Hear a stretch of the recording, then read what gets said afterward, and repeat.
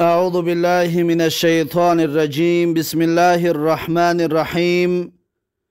الحمد لله، الصلاة والسلام على رسول الله وعلى آله وأصحابه. أما بعد، السلام عليكم ورحمة الله وبركاته.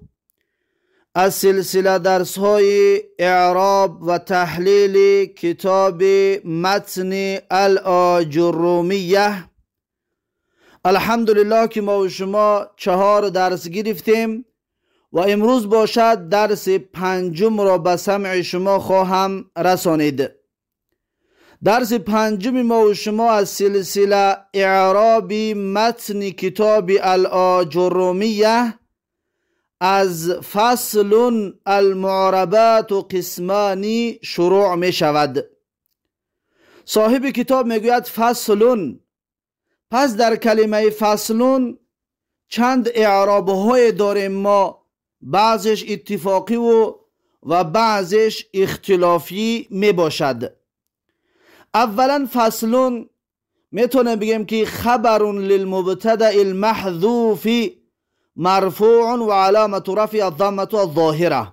پس فصلون این خبر برای مبتدای محذوف است و تقدیر الکلام هذا فصلون.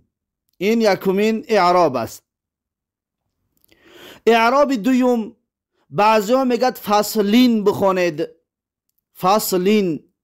پس اگر که فصلین خوندیم در این صورت تقدیر کلام چنین است که انظر فی فصلین. انظر فعل الامر مبنی على السکون و فاعله ضمیر مستتر وجوبا تقدیره انت. فی حرف جر، فصلین اسم المجرور، فی فصلین الجار و المجرور. این طورم خواندنش جایز است. این مسئله اختلافی است. اما اعراب بعدیش که میتونیم که فصلون را خودش را مبتدا بگوییم، پس خبر را محذوف بگیریم، بگوییم که فصلون هذا محله. پس فصلون این مبتدا مرفوع و علامت رفعه الضمه الظاهره على آخره. پس هذا مبتدا ثانی، این فصلون مبتدای اول می شود. هذا مبتدا ثانی مبني على السكون في محل رفع. محل خبر للمبتدأ الثاني مرفوع علامة رفع الضمة الظاهرة محل مضاف والهاء مضاف إليه مبني على الضم في محل جر مضاف إليه. پس هذا محله مبتدأ ثان مع خبره خبر للمبتدأ الأول، يعني فاصل مبتدأ يكم که بود. پس هذا محله جمله اسمی مبتدا و خبر، خبری فصلون می شود. اما اینجا کمی گپ است. آیا جایز است که فصلون را ما مبتدا بگیریم؟ زیرا اینکه میگویند نکره است، پس نکره مبتدا شده نمیتواند. اما در اینجا باز ما قول داریم که میگویند قرر المحققون من ان اسماء التراجم و اسماء الكتب من حیز علم الجنس فصح الابتداء به. پس این قول علما هست که میگویند که محققان یعنی علما قرره به این قرار آمدگی هستند که اسمهای تراجم وقتی در ترجمه کردن، در بیان چیز فصل عنوان گذاری بیان می شود، انا همون نام و نامهای کتابا از جمله از قسمی علم جنس حسابیده می شوند، علم می شوند یعنی معرفه می شوند. پس فصح الابتداء به می باشد، یعنی که پس درست می شود که مبتدا شود، زیرا که معرفه می شود. پس بعض از علما این را دلیل گرفتند و گفتند که فصلون این تراجم یعنی که نام عنوانگذاری فصل می باشد، بیان می کند چیز را. پس ما می توانیم که فصلون را مبتدا بگیریم، زیرا که از علم جنس حسابیده می شود. این هست قول محققان گرامی که پس فصلون می شود مبتدا باشد. پس نکره بودن این را نگاه نمی کنیم، اسم جنس علم جنس نامیده می شود. باز والله اعلم. این بود سومین یا دومین اعراب که می شود فصلون خودش را مبتدا بگیریم. پس تقدیر کلام فصلون هذا محله، پس فصلون خودش مبتدا شد. و اعراب بعدی این هم مسئله اختلافی است. میتونیم که فصل را مفعول بهی بگیریم. اصل جمله اقرأ فصل.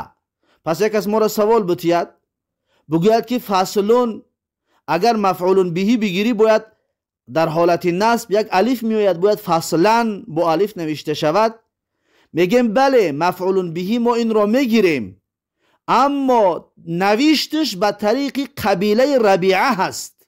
قبیله ربیعه، لغت قبیله ربیعه میگد که انهم یرسمون المنصوب على صورت المرفوع، یعنی که قبیله ربیعه منصوب را به صورت مرفوع می نویسند. یعنی چی؟ یعنی در حالت نصب همون الفی که می آید همون الف را نمی نویسند. پس فصلا تنوین می مونند اما به الف را نمی نویسند. این لغتی قبیله ربیعه می باشد.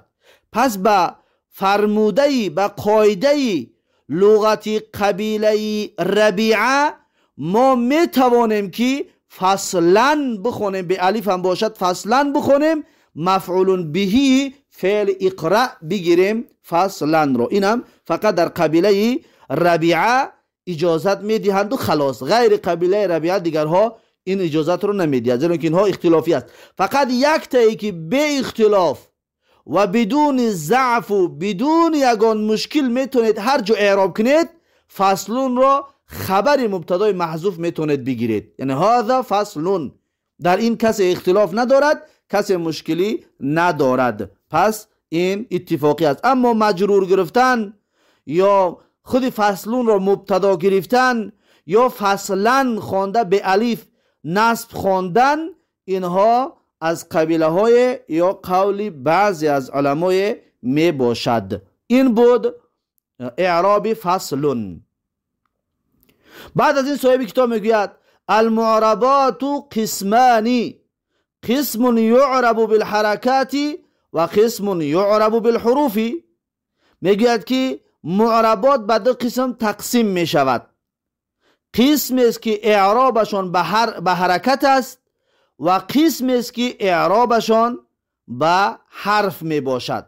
یعنی که دو قسم هست. بعضیا میگن که قسم یکمش به حرکت است، یعنی که اعراب به دو قسم تقسیم می شود، به حرکت ها فتح و ضمه و کسره و سکون، یا به حرف ها قطعی که واو و الف و یا و نون، اینها علامت های اعراب می شود در بعضی از کلمه ها.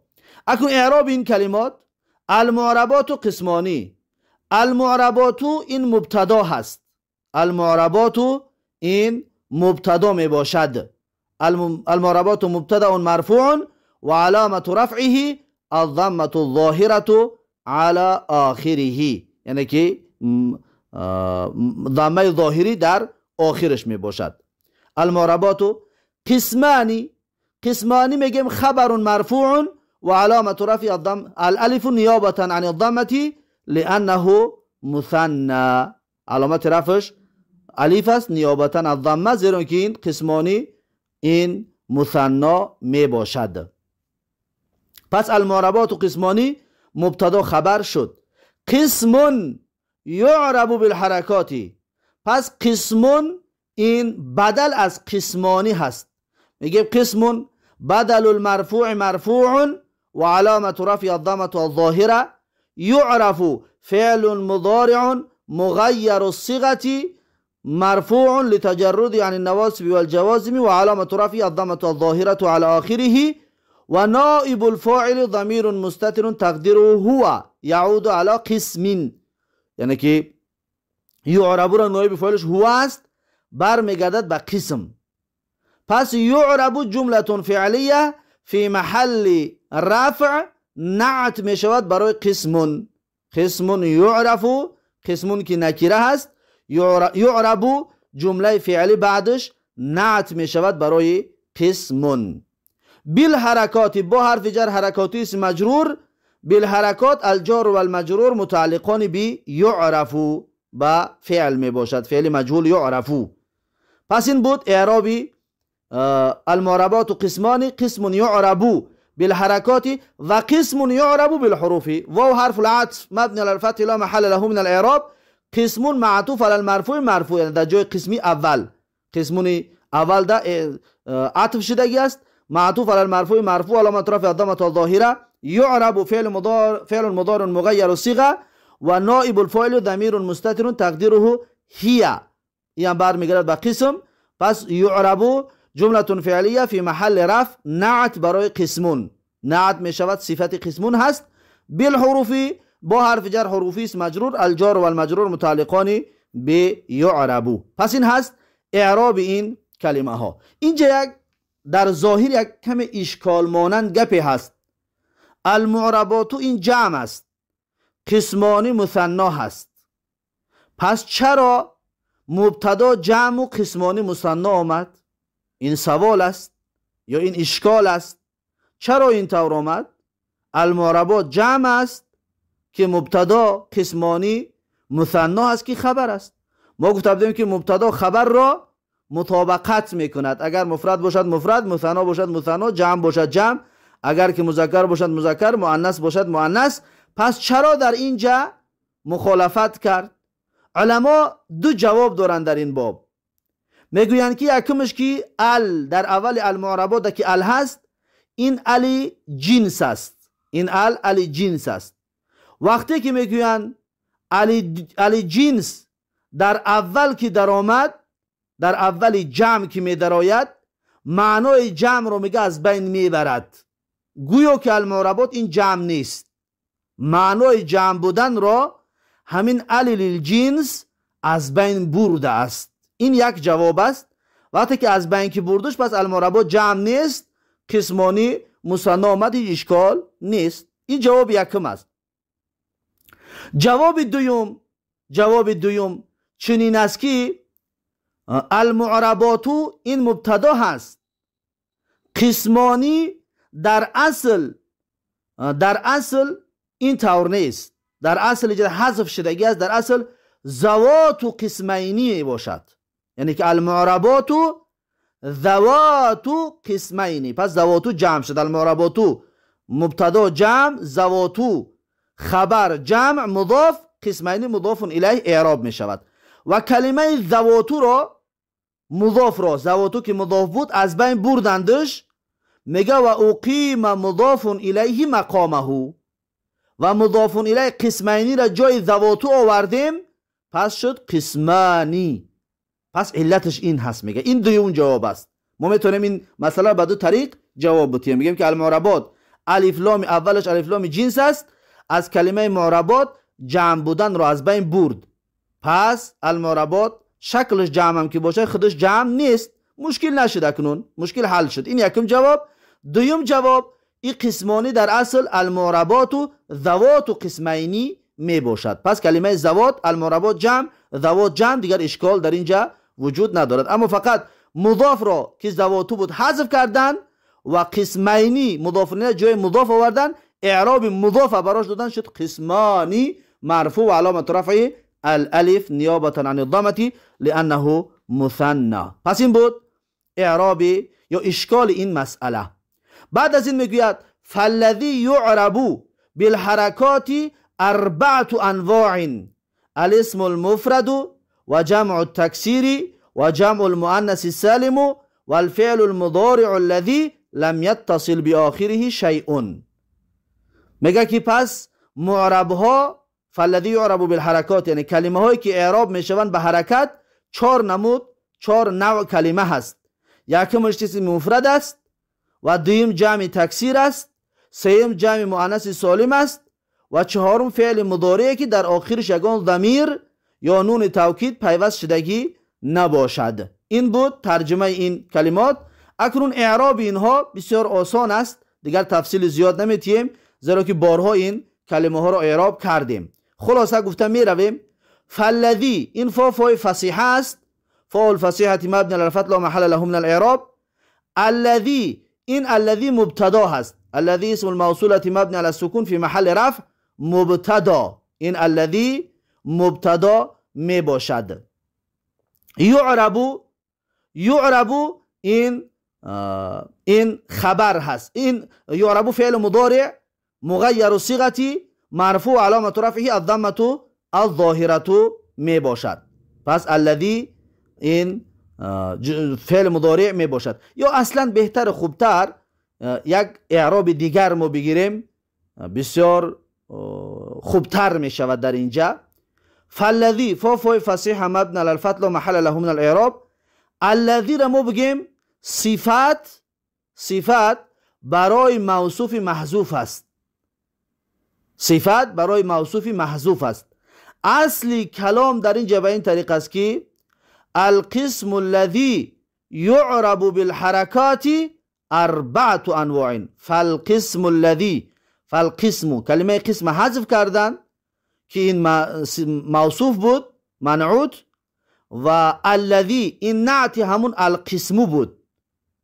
پس منعوت را حذف کردن در جاش صفت را آوردن در زبان عربی این چیز خیلی زیاد وجود دارد. این یگان مسئله غریب نمی باشد. پس اینجا را فالذی یعرب بالحرکات اربعه انواع رو بهتر بگیم فالقسم الذی یعرب بالحرکات اربعه انواع. این بهتر و خوبتر می باشد. باز والله اعلم. خب اکنون فای فصیحه همون القسمی که حذف شدگی است، همون القسم مبتدا مرفوع و علامت رفع الضمه الظاهره. الذی اسم الموصوله مبنی علی السکون فی محل رفع نعت می شود، صفت می شود برای القسمی که حذف شدگی است.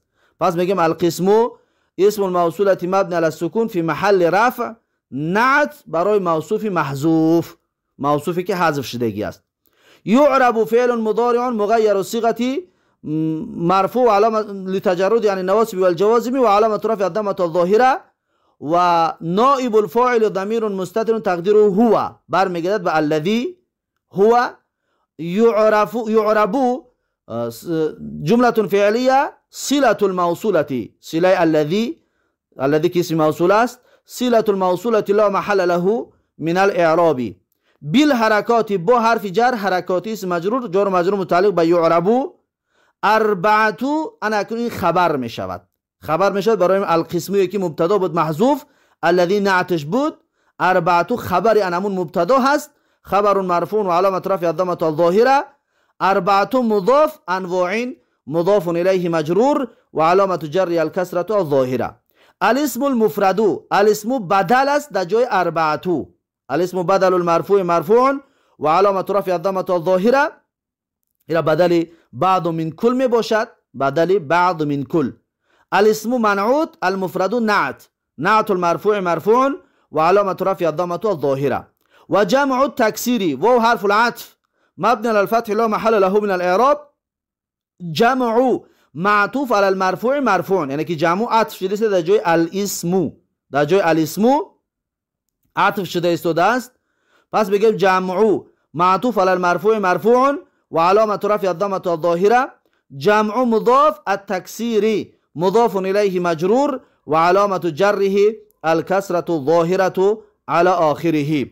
و جمع المؤنث السالم با در این جمع و حرف العطف مبنی علی الفتح لا محل. جمع معطوف در جای الاسم، معطوف علی المرفوع مرفوع و علامت رفع الضمه الظاهره.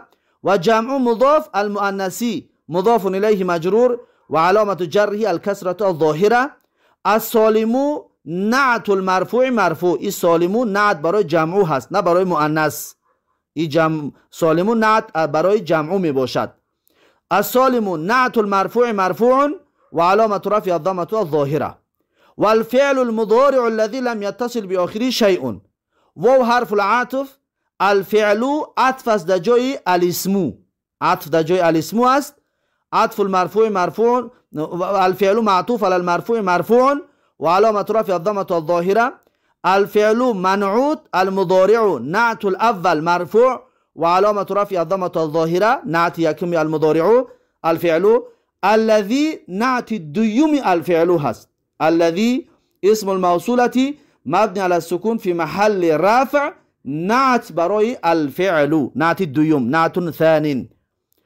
لم حرف نفي وجزم وقلب مبني على السكون لا محل له من الإعراب.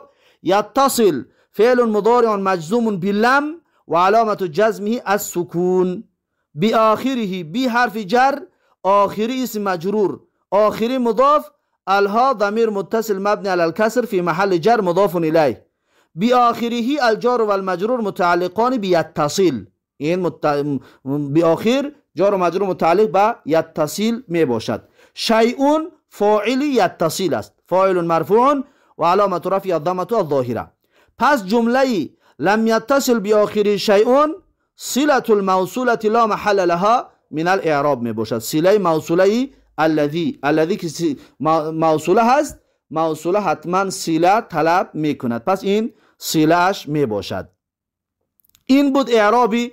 فالذي يعرب بالحركات أربعة أنواع: الاسم المفرد وجمع التكسير وجمع المؤنث السالم والفعل المضارع الذي لم يتصل بآخره شيء.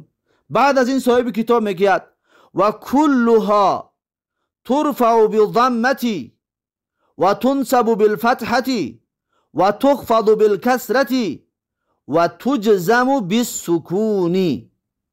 یعنی همه این کلمه‌ای که در بالا ذکر کردیم مرفوع میشوند علامت رفعشون ضمه و منصوب میشوند علامت نصبشون فتحه و مجرور میشوند مخفوض میشوند علامت خفضشون کسره و مجزوم میشوند و علامت جزمشون سکون میباشد. اکنون اعراب این کلمه ها و کلها واو را واو استئنافیه میگیریم. این واو عاطفه نیست. این واو استئنافیه مبنی علی الفتح لا محل له من الاعراب. كل مبتدا مرفوع علامة رفع الضمة الظاهرة. كل مضاف ها ضمير متصل مبني على السكون في محل جر مضاف إليه. كلها پس مبتدا مضاف مضاف إليه. ترفع فعل مضارع مغير الصيغة مرفوع لتجرد عن النواصب والجوازم وعلامة رفع الضمة الظاهرة. و نائب الفاعل ضمیر مستتر تقدیره هی برمیگردد به این هی برمیگردد به مضاف الیه ها.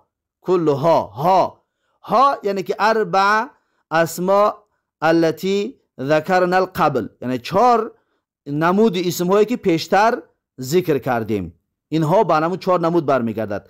پس ترفع یعنی مرفوع میشوند ها ترفع هی. این هی به همون هایی که کلها ده هست اینها به همون 4 مسئله در بالا ذکر گردیده بر میگردد. پس ترفع فعل مضارع مغیر الصیغه و نائب الفاعل ضمیر مستتر تقدیره هی. پس ترفع جمله فعلیه فی محل رفع خبر برای کلها می باشد. کل مبتدا بود پس ترفع جمله فعلیه فی محل رفع این خبر می باشد. بالضمتی با حرف جر ضمتی اسم مجرور جار مجرور متعلق به ترفع فعل است متعلق به ترفع. و تنصب بالفتحه و حرف العطف تنصب معطوف اول میگیم که تنصب فعل مضارع پس این فعل عطف شده در جای ترفع عطف است در جای ترفع. پس تنصب فعل مضارع مغیر الصیغه و نائب الفاعل ضمیر مستتر تقدیره هی و عطف شده در جای ترفع. بالفتحه با حرف جر فتحه اسم مجرور جار مجرور متعلق به تنصب. و تخفض بالکسرة و حرف العطف تخفض عطف در جای ترفع عطف است در جای ترفع. و تخفض فعل مضارع مغیر الصیغه و نائب الفاعل ضمیر مستتر تقدیره هی. بالکسرة بی حرف جر کسرتی اسم مجرور الجار و المجرور متعلقان به تخفض. و تجزم بالسکون و حرف العطف تجزم با عطف است در جای ترفع. تجزم فعل مضارع مغیر الصیغه و نائب فاعل ضمیر مستتر تقدیره هی و بالسکون با حرف جر سکون اسم مجرور جار و مجرور متعلق به تجزم. پس این هست اعرابی خلاصش. و کلها ترفع بالضمه و تنصب بالفتحه و تخفض بالکسرة و تجزم بالسکون. این می باشد اعراب این کلمات. با همین اعراب این رو هم خلاص کردیم. بعد از این صاحب کتاب میگه و خرج عن ذلك ثلاثه اشیاء. جمع المؤنث السالم ينصب بالكسرة والاسم الذي لا ينصرف يخفض بالفتحة والفعل المضارع المعتل الآخر يجزم بحذف آخره. پس این هست این عباره ها. ترجمهش و بیرون می شود از این گفته‌مان سه چیز. بیرون می شود از گفته‌مان سه چیز. یکم جمع مؤنث سالم، دوم یکم جمع مؤنث سالم که منصوب می شود با کسره، علامت نصبش کسره است نه فتحه، و دوم اسمی که لا ینصرف است، غیر منصرف است، علامت خفضش فتحه است نه کسره، و فعل مضارع معتل الاخر که علامت جزمش حذف آخرش است نه سکون. این هست سه حالتی که از چیزی که در بالا ذکر کردیم بیرون شد. اکنون اعراب این کلمه ها و خرج عن ذلك ثلاثه اشیاء. واو در اینجا واو استئنافیه هست. واو استئنافیه است. جمله جداگانه و جمله نو شروع می شود. واو استئنافیه. خرج فعل الماضی و مبني على الفتح لا محل له من الاعراب. عن حرف جر ذلك اسم مجرور مبني على الفتح في محل جر اسم مجرور. لام بعد، کاف خطاب لا محل لهما من الاعراب. پس عن ذلك جار و مجرور متعلقان به خرجه. عن ذلك جار و مجرور متعلق می شود به خرجه که فعل است. ثلاثه اشیاء. ثلاثه فاعل خرجه است. ثلاثه فاعل مرفوع و علامت رفع الضمه الظاهره. اشیاء پس ثلاثه مضاف، اشیاء مضاف الیه مجرور و علامت جره الفتحه نیابه عن الكسره لانه اسم غیر منصرف. اسم غیر منصرف است. علامت غیر منصرف بودنش الف تانیث ممدوده می باشد. پس این اشیاء غیر منصرف هست. این بود اعراب و خرج عن ذلك ثلاثه اشیاء. بعدش میگه جمع المؤنث السالم ينصب بالكسره. این جمع بدل از ثلاثه است. جمع بدل از ثلاثه است، بدل بعض من کل. پس میگیم جمع بدل المرفوع مرفوع و علامت رفع الضمه الظاهره. جمع مضاف المؤنثی مضاف الیه مجرور و علامت جر الکسره الظاهره. و السالمون نعت جمع هست. نعت جمع نه نعت مؤنث بلکه نعت جمع می باشد. السالم نعت المرفوع مرفوع و علامت رفعه الضمه الظاهره. پس چرا نعت جمع میگیریم و نعت مؤنث نمیگیریم؟ زیرا اینکه جمع سالم می شود نه اینکه مؤنث. یعنی جمع سالم و غیر سالم دارد. مؤنث چی؟ مؤنث سالم و غیر سالم اینطور تقسیم نداریم در مؤنث. از این حساب از معنا نگاه کنید خودتون میفهمید که این نعت چی می باشد. پس سالم نعت جمع است نه نعت مؤنث. خب این بود جمع المؤنث سالم و جمع را بدل ثلاثه مضاف مؤنث مضاف الیه از سالم و نعت جمع. ينصب بالكسره. پس میگیم ينصب فعل مضارع مغیر الصيغه مرفوع علامت رفعه الضمه الظاهره. پس ينصب و فاعله ضمیر مستتر تقدیره هو و نائب الفاعل. ينصب فعل مضارع مغیر الصيغه کی است و نائب الفاعل ضمیر مستتر تقدیره هو. برمیگردد به جمع. ينصب پس برمیگردد به جمع مؤنث سالم. و جمع مؤنث سالم برمیگردد. پس ينصب اینا میگیم جمله فعلیه فی محل نصب حال برای جمع المؤنث سالم. این حال می شود. ينصب این حال است از جمع المؤنث سالم. پس جمع مؤنث سالم حالش چی است؟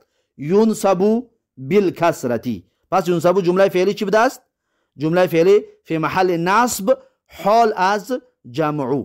بالکسرتی با حرف جر کسرتی اسم مجرور الجار و المجرور متعلقان به ينصب. بالکسرتی جار و مجرور متعلق می شوند به ينصب. پس این است اعراب جمع المؤنث السالم ينصب بالکسرتی. والاسم الذي لا ينصرف والاسم و حرف العطف اسم معطوف علی المرفوع، اسم عطف در جای جمع المؤنث سالم، در جای جمع عطف است. والاسم معطوف علی المرفوع مرفوع علامة رفع الضمة الظاهرة. الذي اسم الموصولة مبني على السكون في محل رفع نعت می شود، صفت می شود برای الاسم.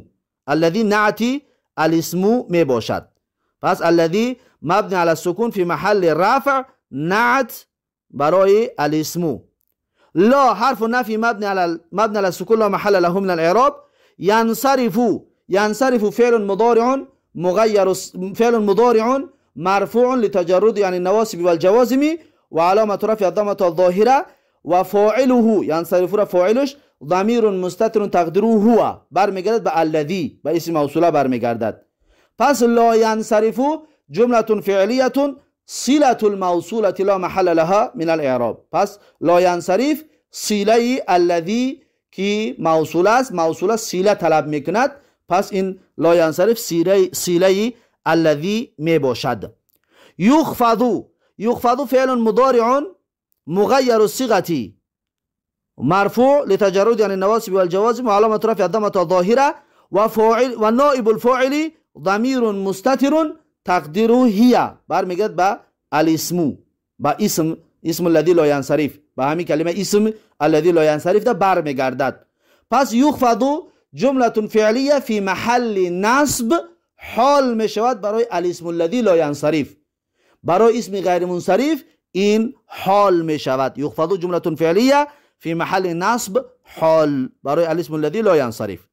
بالفتحة با حرف جر فتحة اسم مجرور، الجار والمجرور متعلقان بيخفض، این جار مجرور متعلق می شود با يخفض فعل مضارع مجهول مغیر الصيغه. این بود اعراب والاسم الذي لا ينصرف يخفض بالفتحة. بعد از این صاحب کتاب میگوید والفعل المضارع المعتل الاخر يجزم بحذف آخره. میگد که والفعل و حرف العطف فعل معطوف على المرفوع، این فعل عطف از جا جمع المؤنث سالم، جمعی که بدل بود عطف از جا نمود جمع. الفعل بدل المرفوع مرفوع وعلامة رفعه الضمة الظاهرة على آخره، پس ضمه ظاهره در آخرش می باشد. المضارع نعت الاول مرفوع وعلامة نعت الاول المرفوع مرفوع وعلامة رفع الضمة الظاهرة، نعت یکمی مرفوع است و علامت رفعش ضمه است. المعتل نعت ثان، معتل نعت دوم است مرفوع علامت رفع الضمة الظاهرة. بعد المعتل این مضاف می شود. الاخری مضاف الیه مجرور و علامت جره الکسرة الظاهرة على آخره. پس المعتل این مضاف است، این اضافه لفظی میگویند و الاخری مضاف الیه مجرور و علامت جره الکسرة الظاهره.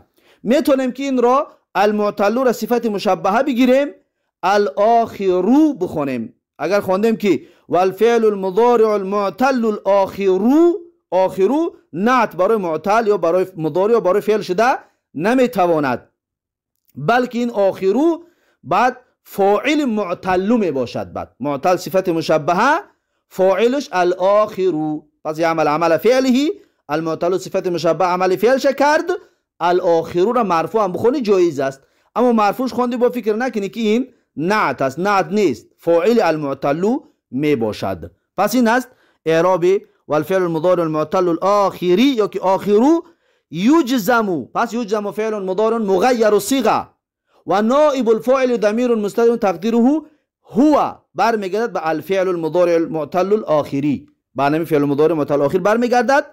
پس یجزم جمله فعلیه فی محل نصب حال می شود برای الفعل المضارع المعتل الاخر، فی محل نصب حالی الفعل المضارع المعتل الاخر می باشد.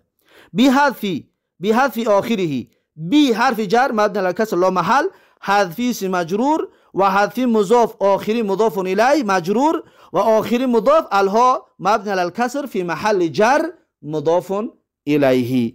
پس بحذف آخره، بحذفی جار و مجرور متعلقان به یجزم، الجار و المجرور متعلقان به یجزم. یجزم فعل مضارع است میتوند که متعلق باشد. پس این بود اعرابی. و خرج عن ذلك ثلاثة اشیاء: جمع المؤنث السالم ينسب بالكسرة، والاسم الذي لا ينصرف يخفض بالفتحة، والفعل المضارع المعتل الآخر یجزم بحذف آخره. پس این از اعراباش. یک بار دیگر با طبق همین اعرابای کردگیمون ترجمه کنیم. دقت بتید.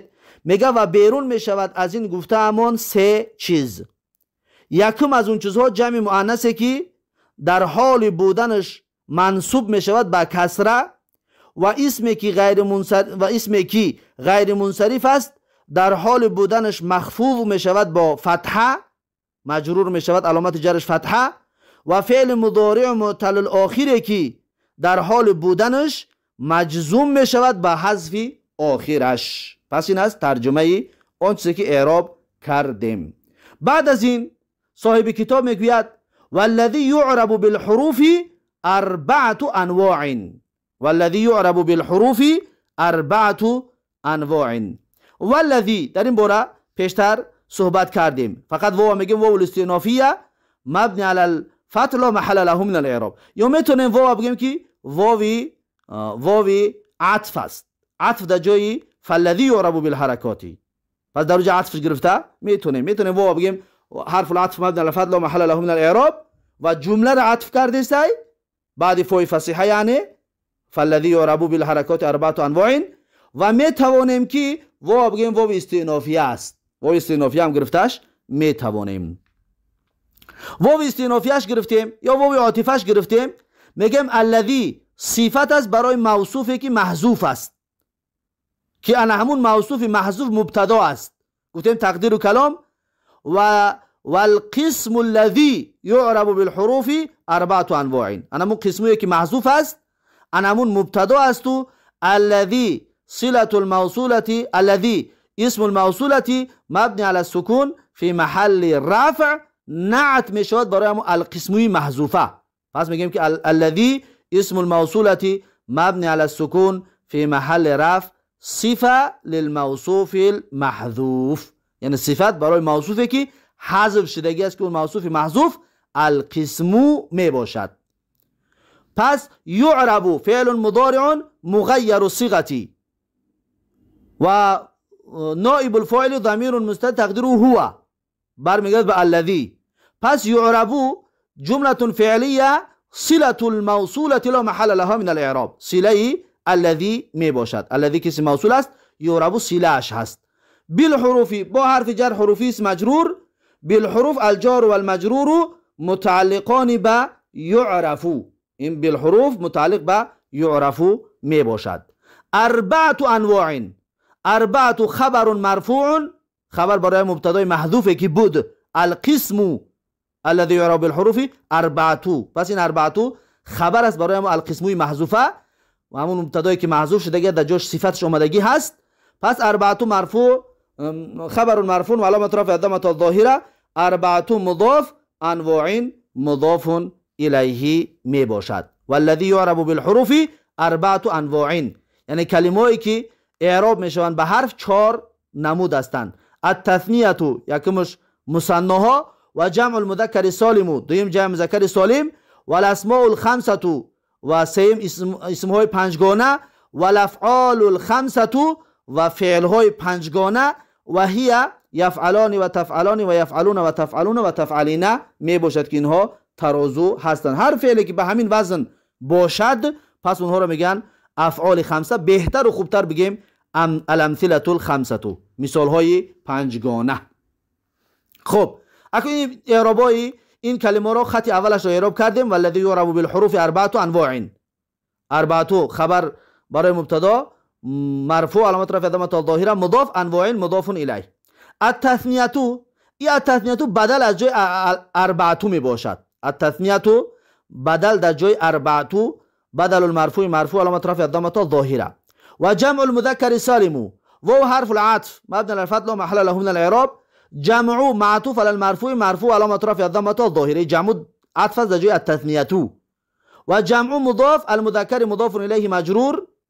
المذکری السالمو نعت می شود برای جمعو، نه برای مذکر، زیرا که جمع سالم و غیر سالم دارد، نه اینکه مذکر، چرا که در مؤنث این توضیح را داده بودیم. پس السالمو نعت جمعو، نعت المرفوع مرفوع و علامت رفع الضمه الظاهره.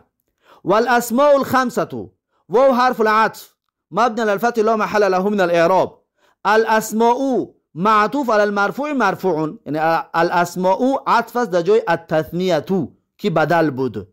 الاسماء معطوف على المرفوع مرفوع و علامت رفع الضمه الظاهره و هو منعوت. پس اسماء منعوت است. الخمسه نعت المرفوع مرفوع و علامت رفعه الضمه الظاهره. ای الخمسه نعت می شود برای الاسماء. بعد از این صاحب کتاب میگه والافعال الخمسه واو حرف العطف الافعال معطوف على المرفوع مرفوع. این الافعال همچنین عطف است در جای التثنیه. الافعال معطوف على المرفوع مرفوع و علامت رفع الضمه الظاهره. الافعال منعوت. الخمسه نعت المرفوع مرفوع و علامت رفع الضمه الظاهره. و هي این واوی استئنافیه است. این واو استئنافیه مبنی علی الفتح لا محل له من الاعراب، یعنی واو حرف عطف نیست بلکه استئنافیه می باشد. هي مبتدا، هي ضمیر منفصل مبنی علی الفتح فی محل رفع مبتدا. یفعلانی را دو اعراب کرده می توانیم ما. یفعلانی را ما دو اعراب کرده می توانیم. بگیم که یفعلانی فعل مضارع مرفوع لتجرده عن النواصب والجوازم و علامت رفعه ثبوت النون والالف مبنی علی السکون فی محل رفع فاعل.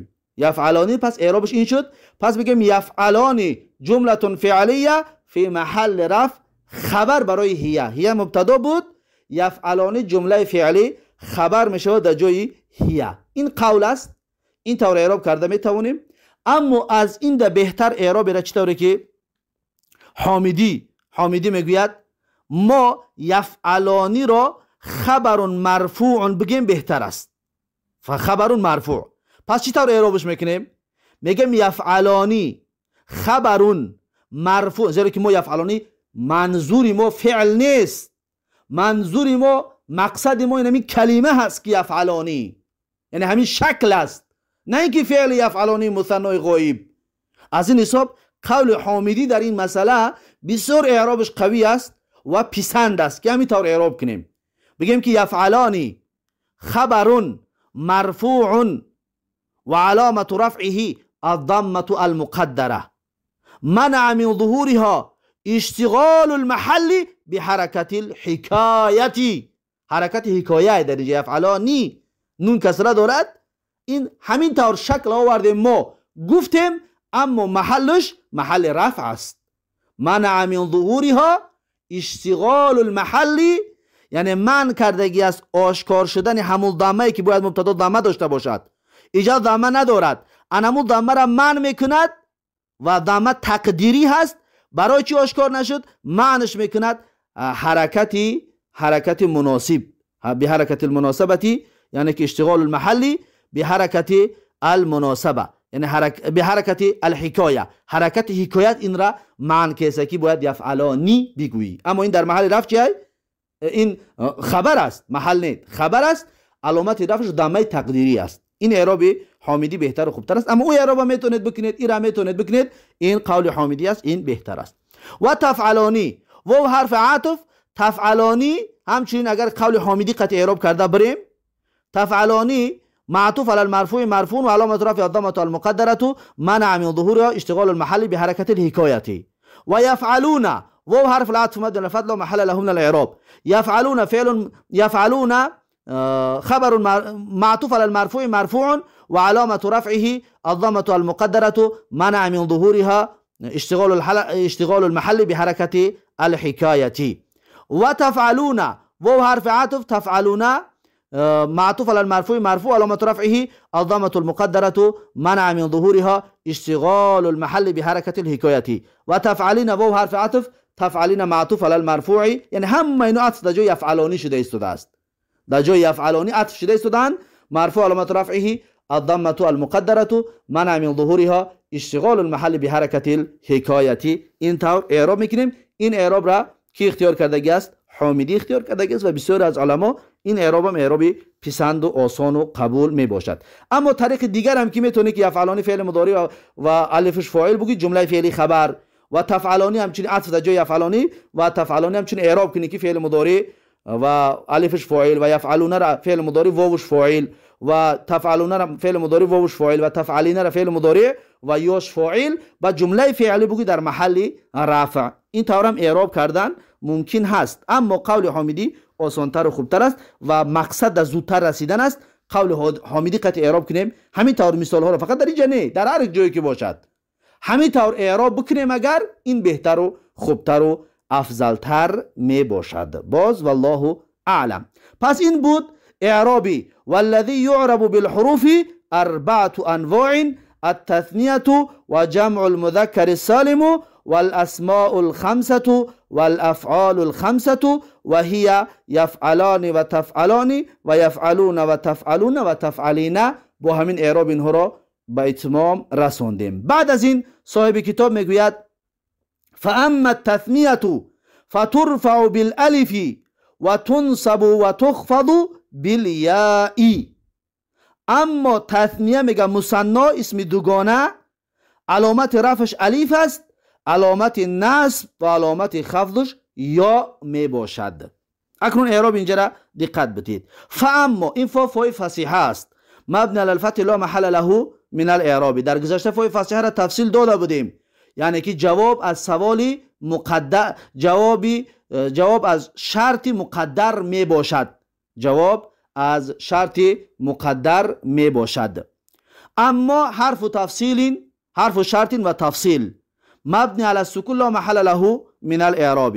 التثنیه اکنون مبتدا هست، مبتدا مرفوع و علامت رفع الضمه الظاهره. فترفع این فا را میگیم الفاء واقعه فی جواب اما شرطیه در جوابش فا اومدگی است، این را میگن فای رابطه جواب مبنی علی الفتح لا محل له من الاعراب. ترفع فعل مضارع مغیر الصيغه مرفوع لتجرد عن النواصب والجوازم وعلامة رفع الضمة الظاهرة ونائب الفاعل ضمير مستتر تقديره هي. این هي برمیگردد به التثنیه.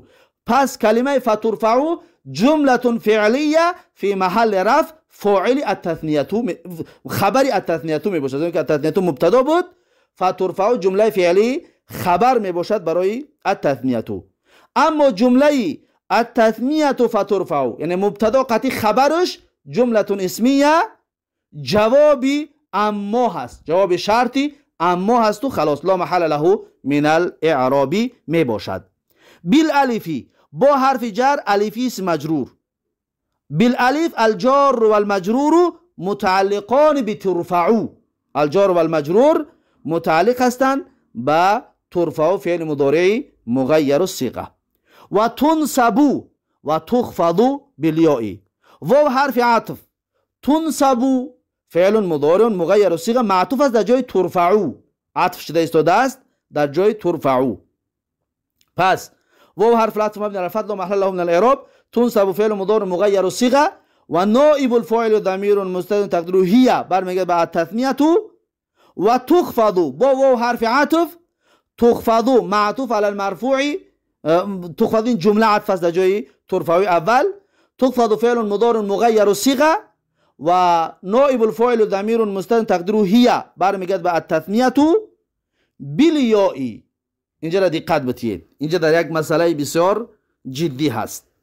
بالیاء با حرف جر یائی اسم مجرور. دقت بدید، بالیاء الجار و المجرور متعلق به چیز بگیریم، به تخفضو یا که به تنصبو. و تنصبو بالیاء و تخفضو بالیاء. پس در هرش تغییر میگیرد. نه میتونیم که در تنصبو بگیریم، میتونیم که در تخفضو بگیریم. پس این یک حکمی خاص است در علم نحو. در علم نحو یک علمی خاص است، مسئله تنازع میگن این را. تنازع یعنی چی؟ یعنی که دو عامل یک معمول رو طلب کرده ایستادن یا چند عامل یک معمول رو طلب کرده ایستادن. این نامش مسئله تنازع هست. نگاه کنید، تنصبو فعل معمول طلب کرده، یعنی بالیاء میتونه متعلق به تنصبو بگیریم. و تخفضو هم معمول طلب میکند بیلیوئی، هر دوشون طلب کرده ایستادن. پس تنصبو میگه که بیلیوئی متعلق به من هست و تخفضو میگه که متعلق به من هست.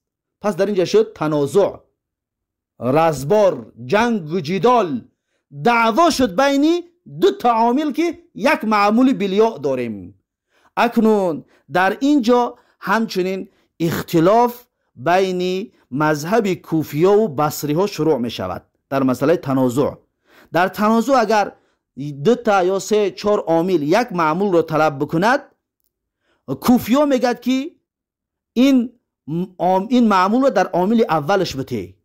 پس بیلیوئی به مذهب کوفی ها الجار و المجرور متعلقانی به تنصبو هست. متعلقانی به چی می شود؟ به تنصبو. پس در نزد کوفی ها تخفضو را معمولش که با یک تا دیگه بیلیوئی محذوف است، انا همون محذوف معمول تخفضو می شود. این مذهبی کی بود؟ مذهب کوفی ها. پس در اولین عامل میتیم میگه معمول در اولین چی میتیم؟ عامل. پس بیلیوئی با طبق مذهب کوفی ها متعلق به تنصبو هست. این بود مذهب اول. مذهب دوم بصری ها هست. بصری ها باشد میگد که معمول رو در اقرب بته، معمول رو در اقرب بته، یعنی که تخفضو با بیلیوئی نزدیک است، پس بگو بیلیوئی جار و مجرور متعلق به تخفضو است، جار و مجرور متعلق به تخفضو هست. پس بصری ها را میگیم کنی معمول تنصبو، میگه با یک تا دیگه بیلیوئی محذوف است، آن محذوف معمول تنصبو است. یعنی عکسی کوفی ها میگیرن. کوفی ها میگن جار و مجرور را یا که معمول در عامل یکم بته، عامل دوم معمولش محذوف بگیر، مقدر بگیر، محذوف نه مقدر بگیر، در تقدیر بگو یک تا دیگه بیلیوئی هست با اون بگیر. اما بصری ها میگد که نه، این را در دوم بته، برای قریبه به خودش، برای اقربش بته، یعنی نزدیکتر به خودش ده بته، و یکمگی را مقدر بگی که بو که بیلیوئی تا دیگه مقدر هست، اون بیلیوئی مقدر بعد متعلق می شود به تنصبو. این بود اختلاف و بیان مذاهب در این دو مذهب در این مسئله. پس این را میگه مسئله تنازع. مسئله تنازع همین است. این مسئله تنازع یک مسئله کلان است. اگر که یک تا فعل مثلا دو تا سه تا فعل بیاد یا فاعل بیاید، مثلا یک از میگه که ذهب و جرى محمدون، واو نمیارد، میگه ذهب جرى محمدون، یکی واو هم بیاریم ذهب و جرى محمدون. پس ذهب فاعل طلب میکند، جرى فاعل طلب میکند، محمدون فاعل کدام اینها میشود. این مسئله تنازع همین است. یعنی که دو تا فعل داریم، یک تا فاعل محمدون، همین محمدون و فاعل ذهب بگیرم یا فاعل جرى بگیرم، فاعل کدامش بگیرم. همینجا اختلاف می شود. با طبق مذهب کوفی ها بگیری محمدون فاعل ذهب است، فعل یکم. با طبق بصری ها بگیری محمدون جرى را فاعلش است، فعل دوم، عامل دوم را فاعلش می باشد. انا مثلا میگم مسئله تنازع، مسئله تنازع که یک عامل می آید چند تا معمول می آید، یک عامل و چند معمول. پس این هست مسئله تنازع. که این مسئله تنازع عموما از منهجی که بنده درس میگویم از در کتاب قطر شروع می شود. در کتاب قطر می آید. این مسئله تنازع را در کتاب قطر انشاءالله خواهد خواند. خب این بود اعرابی فاما التثنیه فترفع بالالف و تنصب و تخفض بالیاء. این بود اعراب اینها. و مسئله تنازع هم دقت بدید که تنازع چی بوده است و مذهب هم که کوفی ها و بصری ها چی میگویند، زیرا که دانستن اینها برای طالب علم کمی ضرورتر لازمتر می باشد. بعد از این صاحب کتاب میگوید و اما جمع المذکر السالم فیرفع بالواو و ینصب و یخفض بالیاء. واو در اینجا حرف عطف است. واو حرف العطف. میتونیم واو بگیم واو استئنافیه، حرف عطفش هم بگیره می شود، واو استئنافیه هم بگیریمش می شود. اگر عطفش گرفتیم در جای اما تثنیه تو عطفش کردیم، اگر واو استئنافیه گفتیم جمله دیگر هست. اما در اینجا حرفو یا که اما را ما شما میدونیم دیگر گذاشته که حرفو شرط و تفصیل مبنی علی السکون لا محل له من الاعراب. جمع مبتدا مرفوع علامت رفع الضمه الظاهره، جمع مضاف، المذكر مضاف الیه مجرور و علامت جر الکسره الظاهره. السالم نعت جمع، نعت المرفوع مرفوع و علامت رفع الضمه الظاهره.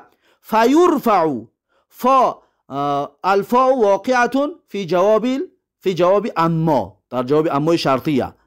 يرفع بس بگیم فا الواقعات في جواب اما مبني على الفتح لا محل له من الاعراب. این فای جواب شرط است، فای جواب شرط که واقعیت در جواب شرط است، این لا محل است در اعراب، یعنی حرف عطف نیست بلکه واقعیت در جواب شرط است. يرفع فعل مضارع مغیر الصيغه، فعل مضارع مغیر الصيغه مرفوع علامت رفع الضمه الظاهره و نائب الفاعل ضمیر مستتر تقدیره هو، برمیگردد به جمع المذکر سالم، به جمع مذکر سالم برمیگردد این نائب فاعل یرفع، یعنی ضمیر مستتر هو به جمع مذکر سالم برمیگردد. پس یرفع جمله فعلیه فی محل رفع، خبر برای جمع می شود، زیرا که جمع مبتدا بود. فیرفع این جمله فعلیه فی محل رفع خبر برای جمع مبتدا می شود. پس جمع المذکر سالم فیرفع، این مبتدا قطعی خبرش در جواب اما شرط می شود، در جواب اما شرطیه لا محل له من الاعراب، جواب اما می شود لا محل له من الاعراب گفته می شود. بالواوی با حرف جر واوی اسم مجرور، الجار و المجرور متعلقان با یرفع، جار و مجرور متعلقان با یرفع. و ینصب واو حرف عطف، ینصب عطف از جای یرفع. پس ینصب فعل مضارع مغیر الصیغه و نائب الفاعل ضمیر مستتر تقدیره هو، برمیگرده به جمع مذکر سالم. و یخفض واو حرف عطف، یخفض فعل مضارع مغیر الصیغه و نائب الفاعل ضمیر مستتر تقدیره هو، برمیگرده به جمع مذکر سالم. بالیاء با حرف جر یا اسم مجرور، الجار و المجرور اینجا مسئله تنازع هست که با ینصبو بگیریم یا با یخفضو بگیریم، که بیان کردیم به مذهب کوفی ها بالیاء جار و مجرور متعلقان به ینصبو می شود و یخفضو را متعلقش مقدر می باشد با یک بالیاء دیگر. اما به مذهب بصری ها بگیریم بالیاء جار و مجرور متعلق می شود به یخفضو و متعلق ینصبو محذوف مقدره می شود که به یک بالیاء دیگر. این هست اعراب این. و اما جمع المذکر سالم فیرفع بالواو و ینصب و یخفض بالیاء، فیرفع بالواو و ینصب و یخفض بالیاء. این بود اعراب این کلمات. بعد از این میگوید و اما الاسماء الخمسه فترفع بالواو و تنصب بالالف و تخفض بالیاء. اینجا در این واو حرف عطف است، ترجمهش اما اسم های پنجگانه علامت رفعشون واو است و علامت نصبشون الف است و علامت جر یا علامت خفضشون یا می باشد. اکنون و اما الاسماء الخمسه، این واو در اینجا حرف العطف مبنی علی الفتح لا محل له من الاعراب می باشد، حرف عطف است. اما حرف شرط و تفصیل مبنی علی السکون لا محل له من الاعراب. الاسماء مبتدا مرفوع علامت رفع الضمه الظاهره، الاسماء منعوت، الخمسه نعت المرفوع مرفوع و علامه رفعه الضمه الظاهره. فترفع الفاء واقعه في جواب اما، ترفع فعل مضارع مغیر الصيغه و نائب الفاعل ضمیر مستتر تقدیره هي، برمیگردد به الاسماء الخمسه، هي برمیگردد به الاسماء الخمسه. پس فترفع جمله فعلیه فی محل رفع، خبر برای مبتدا که الاسماء الخمسه می باشد، خبر برای مبتدا که الاسماء الخمسه می باشد. پس الاسماء الخمسه فترفع، یعنی مبتدا قطعی خبرش المبتدا مع خبره جواب اما لا محل له من الاعراب. بالواو با حرف جر واو اسم مجرور، الجار و المجرور متعلقان بعد ترفع و تنصب بالالف، واو حرف عطف مبني على الفتح لا محل له من الاعراب، تنصبو عطف از جای ترفعو. پس میگیم تنصبو فعل مضارع مغیر الصیغه و نائب الفاعل ضمیر مستتر تقدیره هی برمیگردد به الاسماء الخمسه و بالالف بی حرف جر الفی اسم مجرور الجار و المجرور متعلقان بی تنصبو، این متعلق به تنصبو هست. و تخفض بالیاء واو حرف العطف مبنی علی الفتح لا محل له من الاعراب. تخفض فعل مضارع مغیر الصیغه و نائب الفاعل ضمیر مستتر تقدیره هی که برمیگرده بر اسماء الخمسه. بالیاء با حرف جر یا اسم مجرور الجار و المجرور متعلقان به تخفض. پس این بود اعراب و اما الاسماء الخمسه فترفع بالواو و تنصب بالالف و تخفض بالیاء. با همین اعراب این کلمات به آخر رسید. بعد از این صاحب کتاب میگوید و اما الافعال الخمسه فترفع بالنون و تنصب و تجزم بحذفها.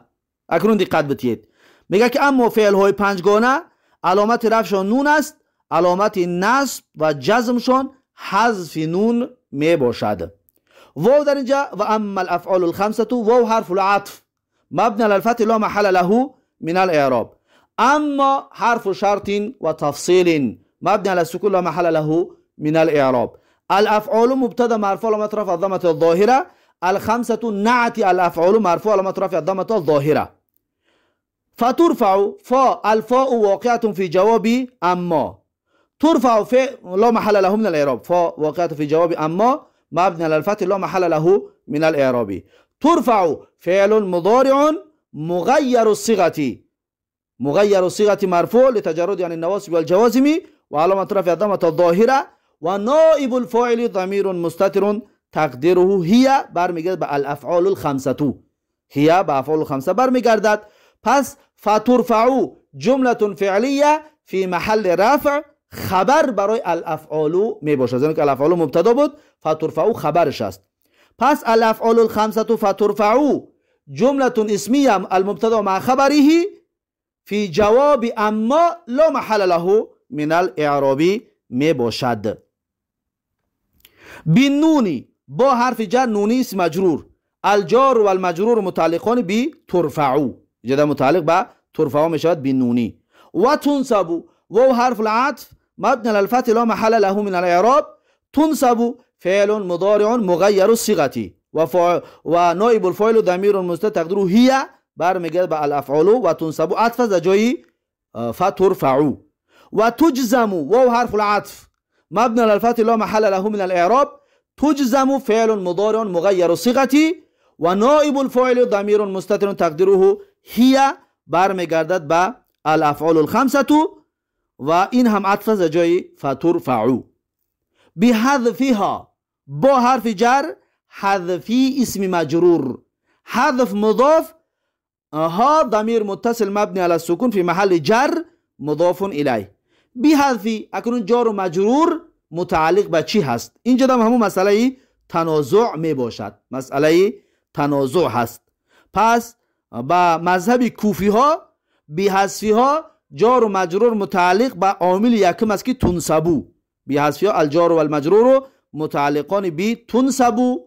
و در مذهب بصری ها بحذفی ها الجار و المجرور متعلقان به تجزمو و تجزمو به دویم عامل آخران عامل به اقرب عامل می باشد. پس در مذهب کوفی ها تجزمو را معمولش مقدره هست یک بحذفی های دیگر.